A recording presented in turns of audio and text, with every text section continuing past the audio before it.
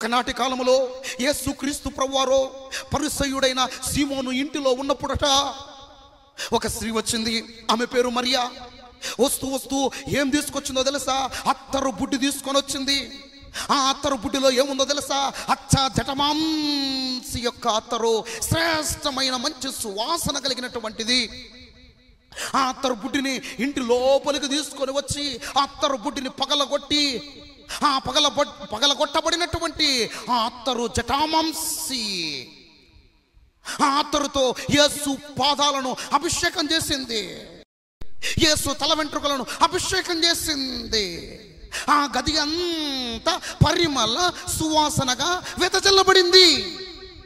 ఆ గదిలో ఆ అత్తరు ఏ విధంగా అయితే పరిమళ సువాసనగా వెదజల్లబడిందో, ఈరోజు నీ జీవితము అది ఎక్కడ ఉన్నా, నీ ఊర్లో ఉన్నా, నీ వీధిలో ఉన్నా, నీ ఇంట్లో ఉన్నా, ఎక్కడ ఉన్నా నీ ఆత్మీయత పరిమళ సువాసనగా సరౌండింగ్స్ అంతా కూడా వెదజల్లబడేటట్టుగా ఉండాలా?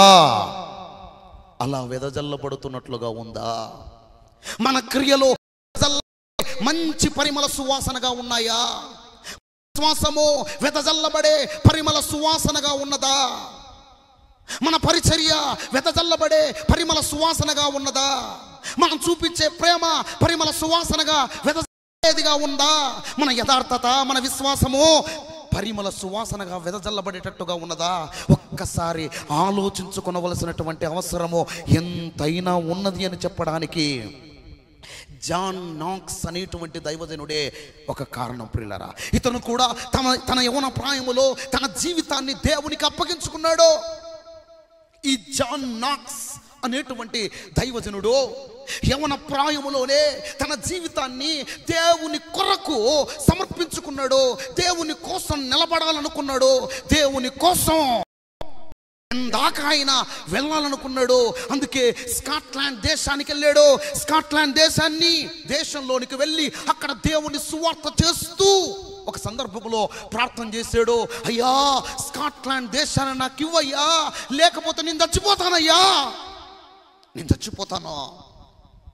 నేను చనిపోకుండా ఉండాలంటే స్కాట్లాండ్ దేశమంతా నీ పాద చెంతాలకు చేరాలయ్యా, రక్షణలోనికి వారు రావాలయ్యా, నిత్య జీవానికి వారసులు వారు రావాలయ్యా.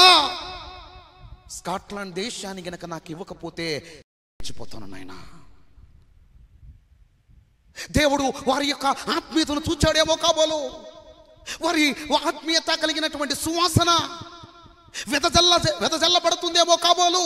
అందుకే ఈ జాన్ నాక్స్ అనేటువంటి ఆయనకి స్కాట్లాండ్ దేశాన్నే ఆయన చేతిలో పెట్టాడు. ఇలా చెప్పుకుంటూ పోతే చాలా మంది భక్తులు కనపడతారు. అందుకే మన జీవితాల్లో పరిమళ సువాసనగా ఉన్నాయా లేవా? మన ఆత్మీయ స్థితి దేవుణ్ణి మెప్పిస్తుందా, నొప్పిస్తుందా? మనమందరము ఆలోచించుకొని ఒక తీర్మానం చేద్దాం. తీర్మానం చేసుకున్నట్టుగా నోవాహు కాలములో ఉండే ప్రజల మాదిరి కాకుండా, నోవాహు కాలములో ఉండే ప్రజల మాదిరి కాకుండా, నోవాహు ఆ కాలములో ఏ విధంగా అయితే నిలబడ్డాడో ఈ కాలములో నువ్వు అలాగే నిలబడచ్చుగా, నేను అలాగ నిలబడచ్చుగా.